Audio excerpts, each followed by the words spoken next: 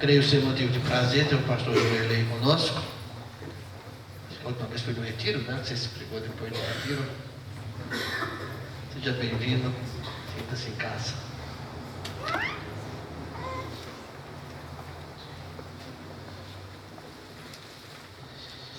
É meio perigoso dizer para se sentir em casa, né? Mas eu vou seguir o conselho do pastor. O pastor mandou, eu vou seguir o conselho. Graças e paz a todos, meus irmãos. De fato, para mim é uma saudade. Depois do retiro que nós tivemos juntos, eu fiquei com vontade de voltar. Só não queria que fosse nessas condições. Que o nosso pastor ficasse com a garganta dessa forma, né? Você viu que eu estou falando nosso. Já chamei você de nosso, tá? Mas é sempre um prazer estar com vocês, com os irmãos, e poder dividir a palavra de Deus, visitá-los e participar com os irmãos nesse momento. Para mim é uma alegria, um privilégio. Eu sinto que é sempre um presente de Deus para mim, sinceramente, né? Me alegro também porque hoje eu trouxe a família toda representada, a Karina, minha esposa, a Júlia, minha filha, trouxe a Dolores, minha sogra. A Dolores é mais do que família, a sogra é mais do que família, né? Ela não tem idade para ser minha mãe porque ela é muito nova. E eu sou muito novo para ser filho dela, então não dá.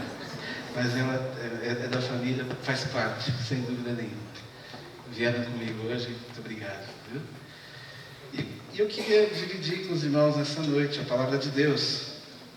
Eu escolhi, dentre as cartas ou textos ou livros que nós poderíamos trabalhar nessa noite, eu achei por bem pensar em apóstolo Paulo. O apóstolo Paulo, na sua carta aos Colossenses. Então, abra a sua Bíblia aos Colossenses, a carta de Paulo aos Colossenses, no capítulo 2. Colossenses, capítulo 2, versículos 6 e 7. Carta de Paulo aos Colossenses, no capítulo 2, os versículos 6 e versículo 7.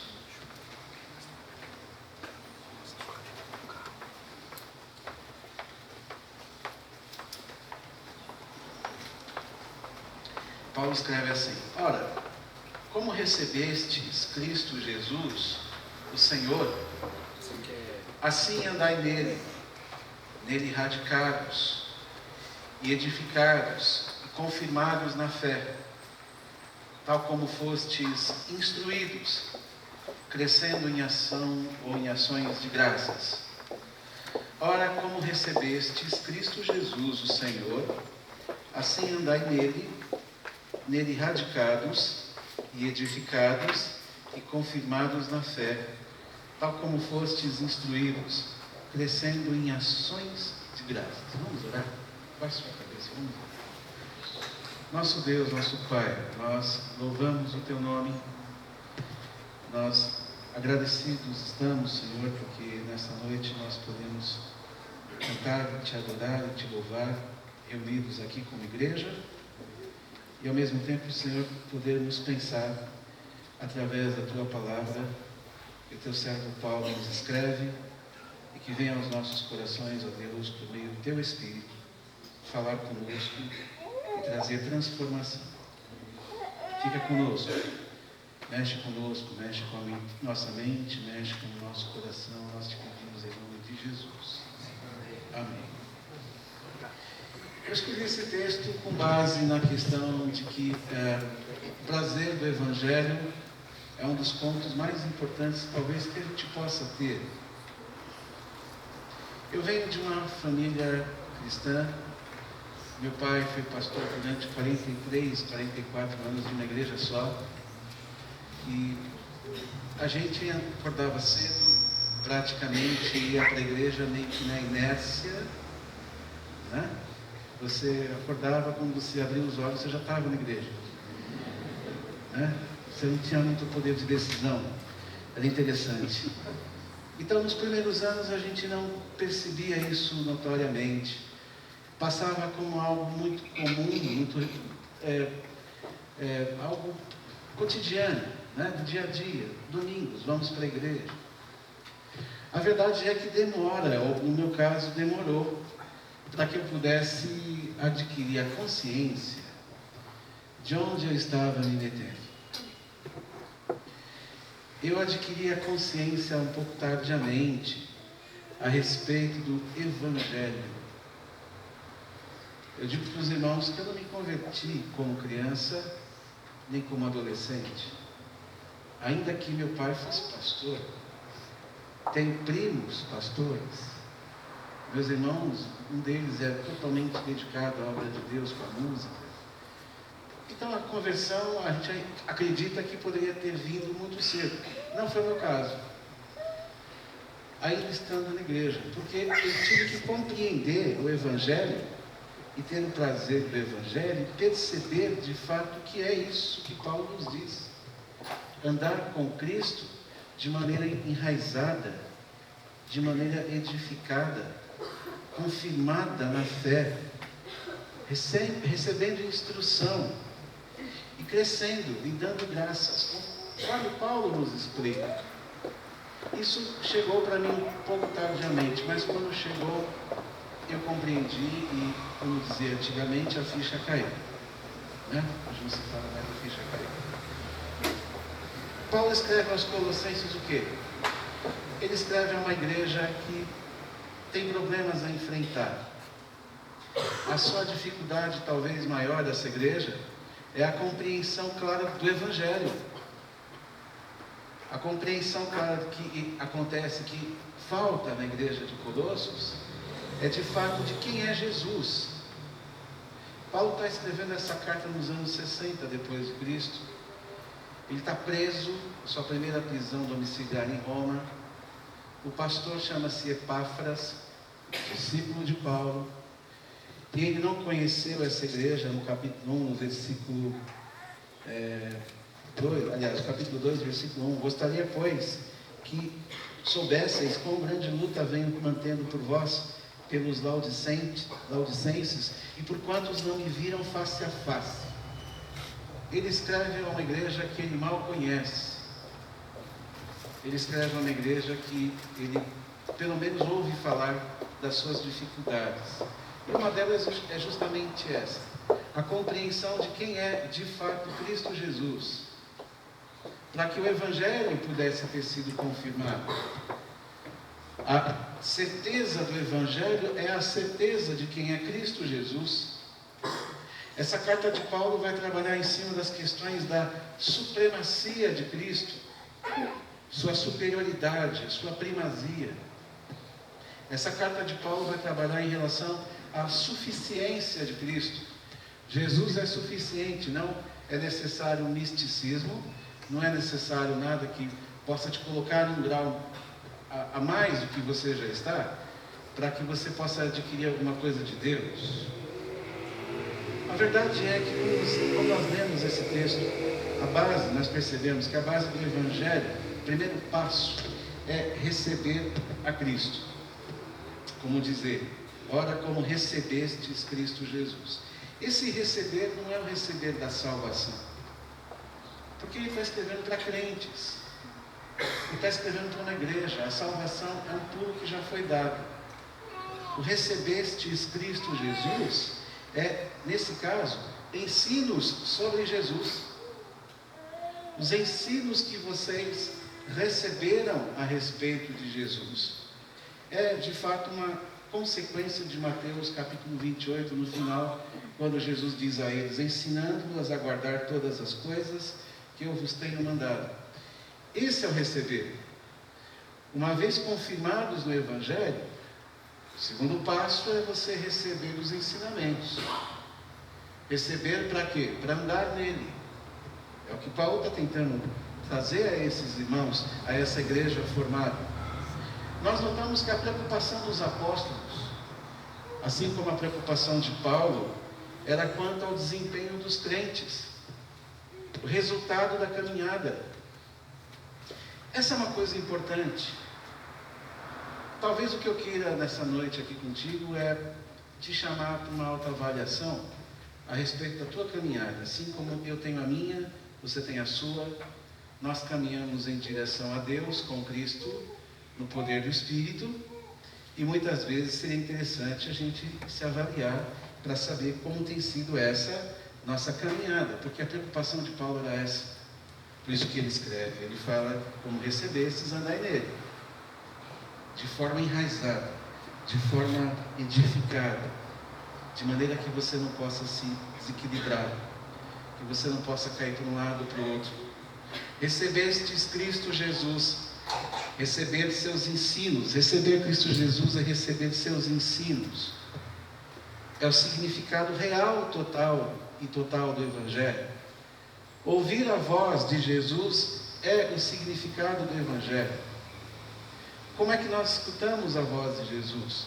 Por meio dos Evangelhos. Nós escutamos a voz de Jesus pelas coisas que Ele fala, pelas coisas que Ele demonstra, pelas ações que Ele tem, os ensinamentos que Ele nos dá, os exemplos que Ele nos fornece, e aí nós escutamos a voz de Jesus. É preciso ouvir Jesus. Muitas vezes nós estamos ouvindo muitas vozes. Talvez a voz única que a gente tem que escutar é a voz de Jesus, porque afinal de contas nós devemos andar nele.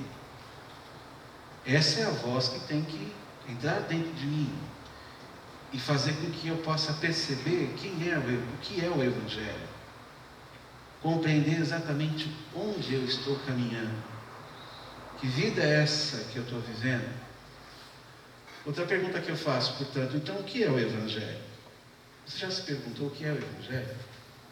Se você está 2, 5, 10, 15, 20 anos no Evangelho, você sabe onde você está? Você sabe o que significa, de fato, o Evangelho?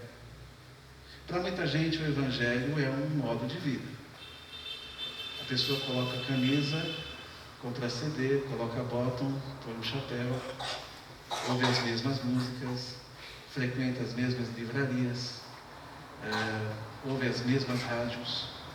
Vira um modo de vida, um estilo de viver. Isso não é o Evangelho. Isso aí é uma opção que você, o teu estereótipo, você escolheu. Isso não é o Evangelho.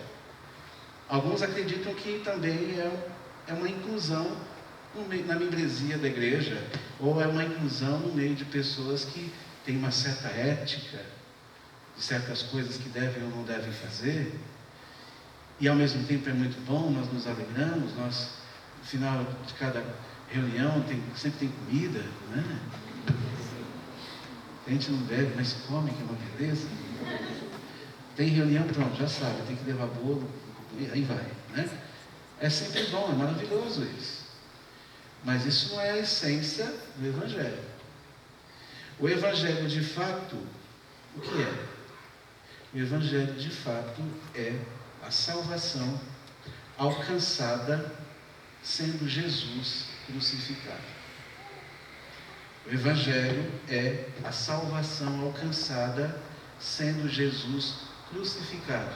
É quando a gente olha para a cruz e a gente percebe que a cruz, ela não está aqui por acaso, ela acaba se tornando símbolo do fato de que nós cremos na cruz.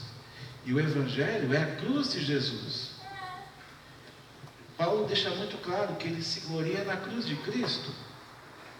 A ressurreição é o resultado dessa cruz. Se não houvesse cruz, não haveria ressurreição. Era necessário que houvesse cruz. Era necessário que houvesse sacrifício.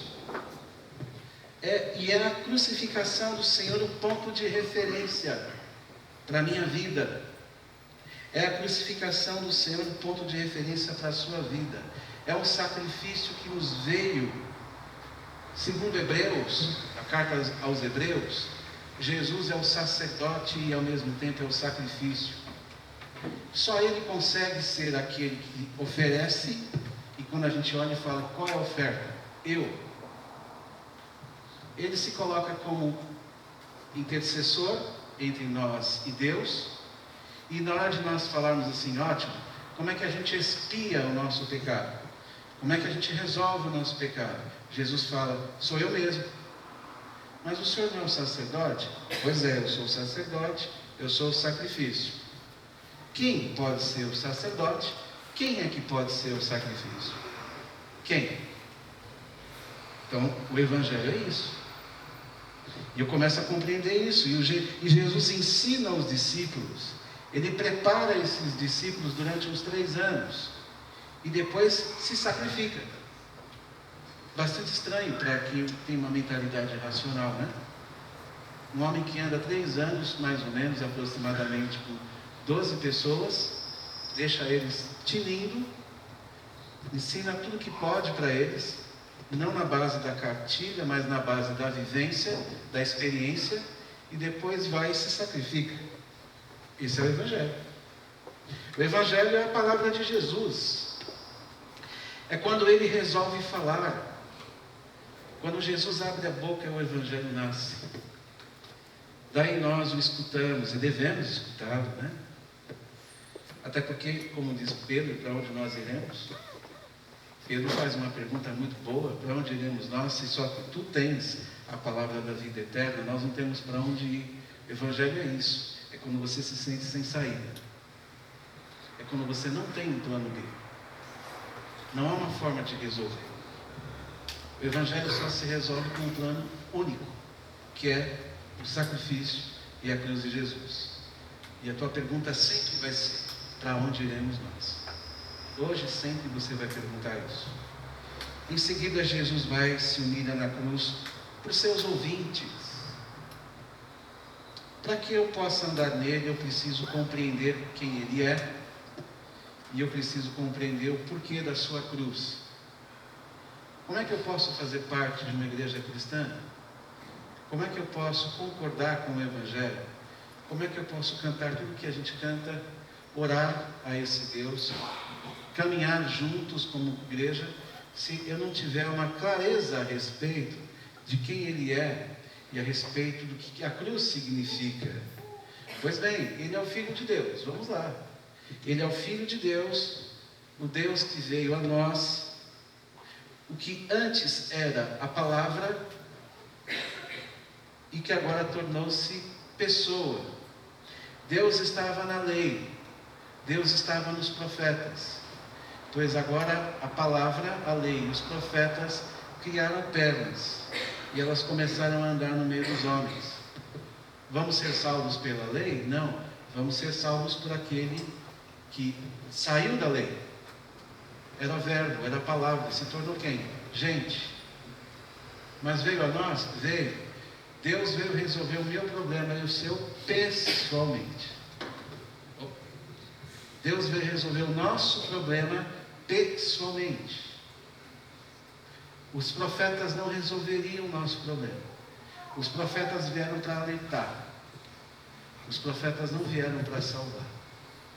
Jesus, no tempo certo, na hora certa, no momento certo, veio em nome de Deus, como o próprio Deus. Ele é Deus, para solucionar a questão do homem em relação à sua vida eterna. O que fazer? O que farei depois que meus olhos se fecharem?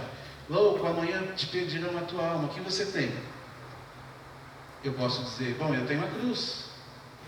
Eu fui crucificado com Cristo. E agora eu não vivo mais, mas é Cristo que vive em mim. Mas ainda estou na carne. Bom, na carne eu vivo pela fé. E pela fé eu continuo até esse Cristo voltar e falar: bom, agora chega. Vamos agora montar um coro, que nem esse que nós ouvimos aqui, lá no céu, né? Alguns vão ter voz, outros não vão ter tanta voz boa para cantar, mas enfim, a gente ajuda a carregar as coisas, tá? E aí no céu a gente vai fazer um coro e aí nós vamos eternamente caminhar nesse sonho, dessa promessa, que deixa de ser sonho e se torna uma realidade. Jesus é a imagem do Deus invisível. Versículo 15, no capítulo 1, do próprio Colossenses. Olha como Paulo está falando sobre a supremacia e sobre a questão da superioridade de Jesus. Ele é a imagem do Deus invisível, o primogênito de toda a criação. Mas não uma imagem qualquer. É uma imagem com a mesma natureza. Não é apenas uma imagem representativa, mas é uma imagem de fato reconhecida. É o Deus que veio a nós. É o Deus que veio nos encontrar. Sai dos livros e entra na minha casa. Esse é o Deus Jesus. É o Deus que fez com que o Antigo Testamento se cumprisse. Na sua leitura do Evangelho de Mateus, você vai ver direto lá, e se cumpriu, e se cumpriu, e se cumpriu. Por que se cumpriu? Porque o Cristo veio a nós. Esse é o Evangelho.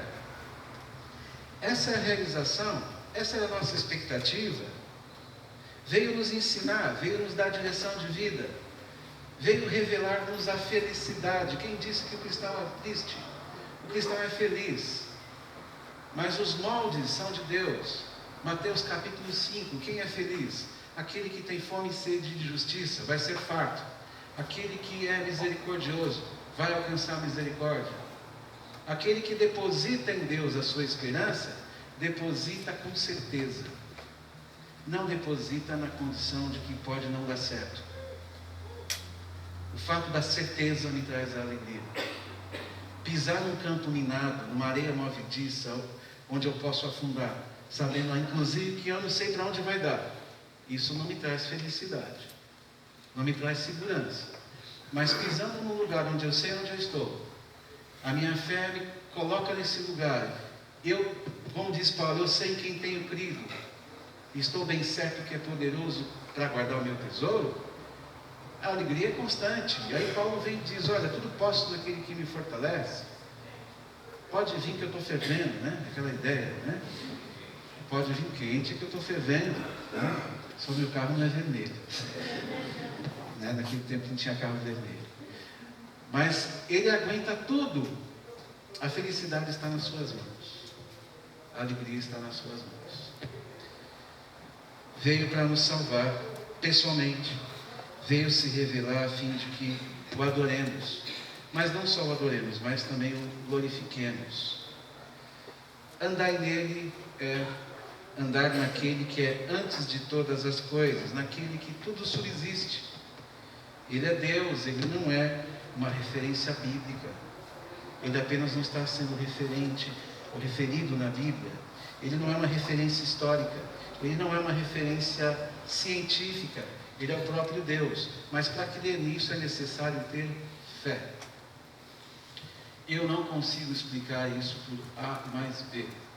Eu creio nisso porque eu tenho fé e acredito nisso. E quem me convenceu foi o próprio Deus, o Espírito Santo. Nele, segundo Deus, reside toda a plenitude. Capítulo 1, versículo 19.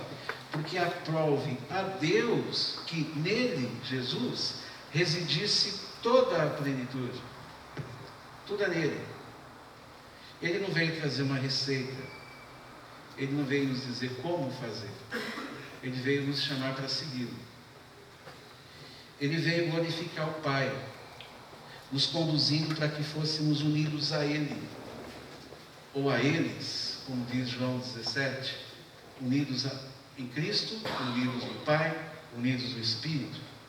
Jesus é aquele a quem glorificamos, discípulos que glorificam a Jesus.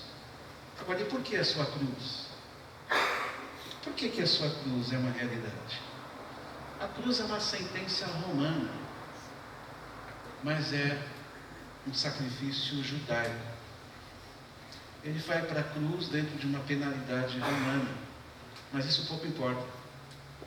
Ele podia ter sido enforcado, caso Roma quisesse, enfim, não importa. O que importa foi que o sacrifício foi judaico.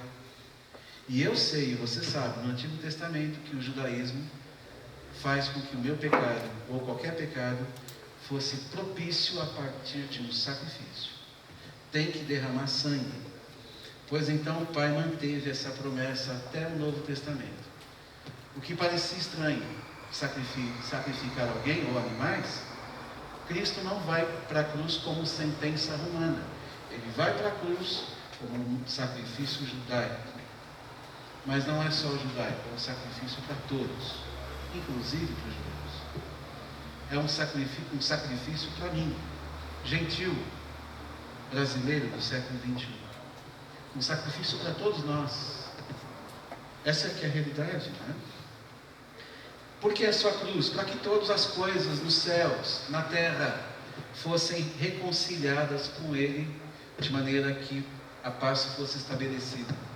a nossa paz, ela é dada a preço de sangue. Isso é triste? É, mas é a glorificação que a gente tem. A paz que eu alcancei em Cristo, eu alcancei por meio do seu sacrifício. A paz veio ao mundo por meio do sacrifício. Essa é a cruz. É nela que nós estamos enraizados. Ele veio reconciliar o homem com Deus, eliminar o pecado com a pureza e a santidade de Cristo na cruz. O sangue de Jesus derramado é a interrupção do pecado. Com o sangue de Jesus derramado, o pecado não possui continuidade. A morte eterna não vai existir. O sangue de Jesus, o seu sacrifício, estanca o pecado. Muitas vezes a gente estanca o sangue. Nesse caso aqui é o sangue que estanca o pecado. O sangue de Cristo vem estancar o pecado do homem. Paulo escreve aos Romanos, no capítulo 6, versículo 14: o pecado não terá domínio sobre vós, pois não estáis debaixo da lei, mas da graça. Diante disso eu ando nele, eu caminho em seus passos, não tão somente para imitá-lo, mas eu caminho nos seus passos também para glorificá-lo. Imitar Jesus é uma tarefa bem mais difícil. Talvez imitar Jesus é mais difícil que glorificar Jesus, até porque agir como Jesus agiu é um desafio, pois nem sempre a vontade do Pai é a minha comida, nem sempre a vontade do Pai é meu alimento. Ficou difícil seguir Jesus. Bom, então eu estou num desafio tremendo da minha vida de alcançar essa imitação. Agora, uma coisa eu consigo fazer, eu consigo glorificar. Eu consigo glorificar porque o que Ele significou, o que Ele fez, para mim é suficiente. Glorificá-lo é lançar a minha razão e a minha fé sobre Ele. Veja que nós nos unimos àquela mulher pecadora, né? Aquela mulher que vem lá em Lucas capítulo 7, que ela entra na casa de Simão e lava os cabelos de Jesus lava os pés de Jesus com as suas lágrimas e enxuga com seus cabelos. Isso é glorificar, isso não é imitar. Isso é você chegar diante de Cristo e falar: o Senhor é maravilhoso, o Senhor é Deus.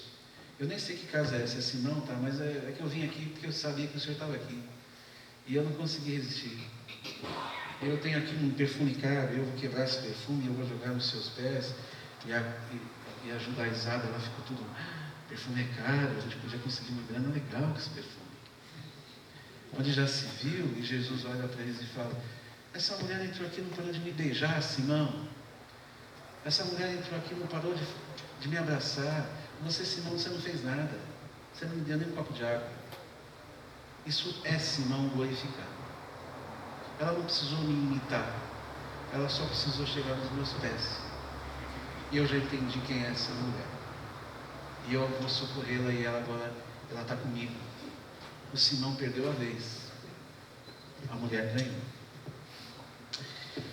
Eu glorifico a Jesus, pois a minha fé nele justifica o fato de eu pertencer a Deus.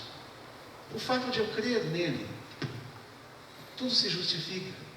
O fato de eu creio em Cristo, isso já justifica. Basta eu crer. Portanto, é nele que eu vou caminhar. É como quando eu olho para o chão e eu procuro segui-lo. Onde Jesus está? Jesus está cá, então eu vou lá. Não, Jesus mudou para cá, então eu vou para cá. E eu vou seguindo Jesus onde ele aparecer. Onde a luz acender, eu estou indo. Se a luz está apagada, eu não vou, ele não está lá. Eu vou onde ele está. Eu faço como essa mulher: onde é que está Jesus? Está na casa de Simão, onde é que é? Lá. Eu vou lá. Isso é caminhar, isso é seguir, isso é glorificar, isso é andar nele. É buscar onde ele está. O Evangelho exige convicções nossas. O Evangelho exige convicções nossas a respeito daquilo que nós cremos. Nós temos que ter convicções, irmãos, daquilo que nós estamos fazendo. Quem nós estamos seguindo e por quê. Esse é o ponto primordial e primeiro para todas as coisas. Isso vai exigir comprometimento, porque Jesus e sua cruz nos constrange. E nós, sendo nós abraçados pelo Evangelho, a nossa postura é de nós mantermos consciência a respeito das nossas bases. Muitas vezes nós somos muito pragmáticos. Talvez eu acho que seria mais importante nós também buscarmos conhecer mais as Escrituras para não errar. O próprio Jesus diz, olha, vocês erram por desconhecer as Escrituras. É claro que elas testificam de mim, mas é preciso conhecê-las, para errar menos, para saber qual é a base, para saber qual é a nossa caminhada, para saber de onde isso nasce. O Evangelho nos traz benefícios. Jesus é o Senhor e Salvador. Outro benefício é que nele eu me refugio, nele eu percebo sua vida de dependência do Pai, percebo sua vida de descomprometimento com aquilo que desagrada ao Pai. Então eu aprendo dele exatamente o que não fazer, não só aquilo que fazer. Eu percebo as suas convicções em Jesus, eu percebo que ele não se vende, nem um momento. Ele não negocia as suas palavras. A única coisa que ele concordou foi, você é rei dos judeus? É, você que está falando. Nem disse sim. Ele não negocia nada. O que ele diz, ele vai até o fim. E é por isso que ele é a nossa paz. E é por isso que eu digo que eu devo andar nele. Porque eu estou encontrando paz em um Cristo seguro. Eu estou encontrando paz em um Cristo convicto de que é e tem a verdade, de um Cristo que tem o caminho, um Cristo que tem a vida. Eu não posso desconfiar dele, mas sim eu posso confiar nele, porque nele eu não caio. Eu sei que por ele eu não vou ser traído. Eu tenho essa certeza. Eu não o conheci pessoalmente, nós vamos ver. Eu não sei se deve ser breve. A gente tem muita coisa para fazer, né? A gente até podia dizer, Maranata, vem Senhor Jesus, antes de acabar esse culto. E aí a gente já sobe logo, pronto. Não, mas a gente tem muita coisa para fazer. Tem muita gente que não casou aqui, né? Enfim, vamos casar alguns primeiro e depois a gente vê. Mas enquanto eu estou caminhando, enquanto eu estou andando, eu sei onde está a verdade, eu sei onde está o caminho, eu sei onde está a vida. Quando eu ando, eu preciso lançar duas coisas fora.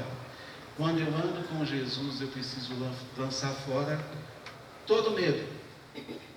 Andar com Jesus é lançar fora todo medo. Andar com Jesus é lançar fora toda ansiedade. Sabe por quê? Porque medo e ansiedade são geralmente aqueles com quem nós andamos. Paulo está dizendo para andar com ele, mas a gente anda com medo e com ansiedade. Com quem a gente mais caminha, né? E muitas vezes a gente precisa lançar fora isso. Medo do ontem, das coisas que fez. Medo do hoje, medo do presente. Medo do futuro, das coisas que virão. E isso vem a ansiedade. É como uma alma inquieta, muitas vezes, que está buscando uma solução prática para se acalmar. Ansiedade, veja, meus irmãos, é você andar com os pés acima do chão, desejando algo que você não sabe nem conhece. Isso é ansiedade. Põe teus pés no chão e anda com Deus. Andai nele com os pés no chão, com toda a realidade. Paulo está nos chamando para andar com os pés firmados, com segurança, com a segurança de não nos perdermos no caminho. Andarmos nele, pois nele há segurança. O caminho muitas vezes pode até ser desagradável, mas nós devemos andar nele para nós aprendermos dele. Nesse andar devemos deixar rastros. Nesse andar nós devemos deixar pegadas, para que as pessoas que estão atrás ou do meu lado olhem para o chão e falem, Jesus passou aqui. Ah, o Gerlei também passou. Porque a pegada de Cristo está na cara, é perfeita. Essa pegada não está muito, é do Gerlei, mas está atrás dele. E está firme, e eu consigo identificar. Eu estou andando o quê? Enraizado, edificado. Eu estou conseguindo levar as pessoas pelas pisaduras, também pelas pisadas. ver os pés fincados no chão. Eu deixo as minhas marcas. Marcas que não são minhas. Marcas de quem foi primeiro. Não são as minhas marcas. Porque alguém vai olhar para mim e falar, mas quem está antes dele? Só tem um. Só tem aquele rastro que veio antes dele.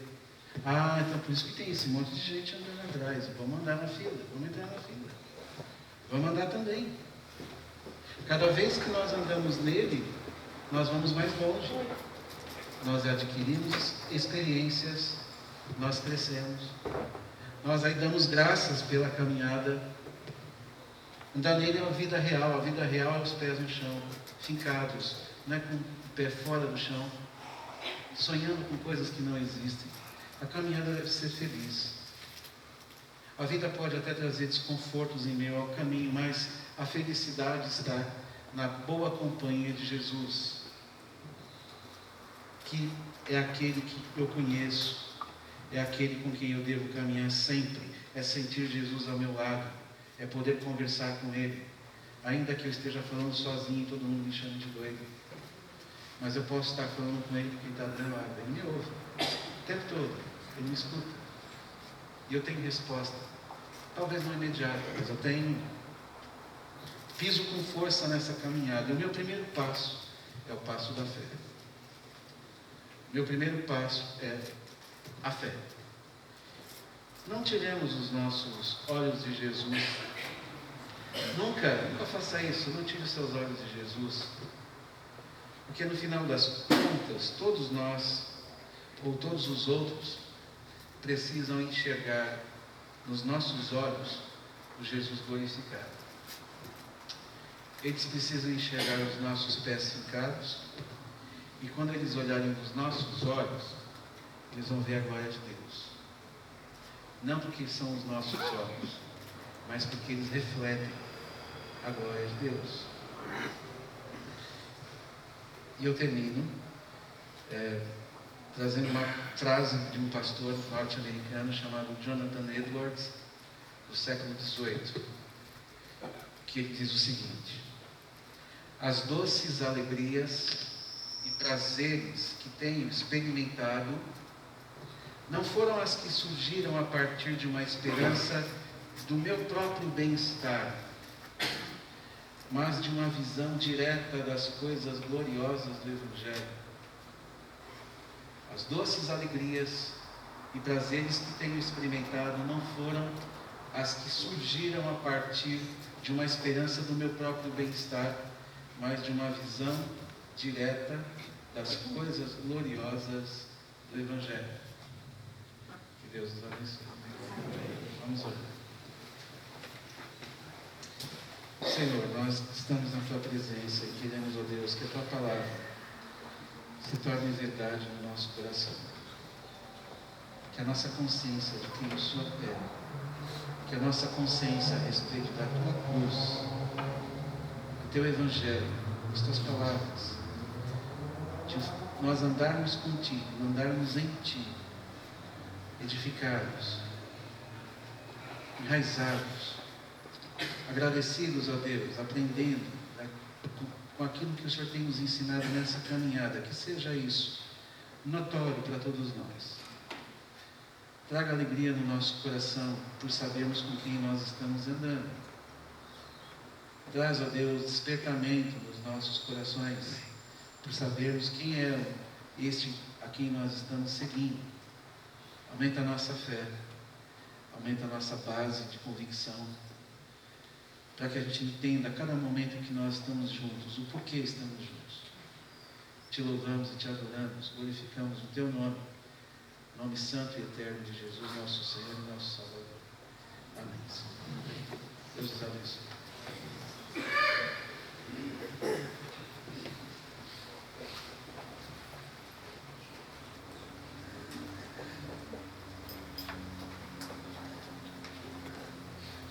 Vamos ficar em pé, vamos cantar. Olhando para Cristo, queremos aproveitar, depois dessa mensagem que ouvimos, a convidar aquele que eventualmente ainda não conhece Jesus no seu coração, que ainda não experimentou o caminhar com o Senhor. Se por acaso você ainda não tomou uma decisão ainda ao lado de Jesus Cristo, entregar-lhe a vida, o coração, e estar disposto a seguir os passos dele, caminhar com ele, você é convidado nesta noite a sair do seu lugar, dar um sinal, levantando as suas mãos, aceitando o Senhor Jesus no coração. Esta igreja vai orar por você, vai abraçar você, e você vai então começar a andar com Cristo, vai começar a ser dirigido por Ele. E nessa caminhada você vai encontrar muitas pessoas fazendo o mesmo. Enquanto cantamos, medite no que vamos cantar, na motivação e no olhar para o Senhor Jesus. Ele sim é a razão de nossa existência e de nossa vida. Cantemos.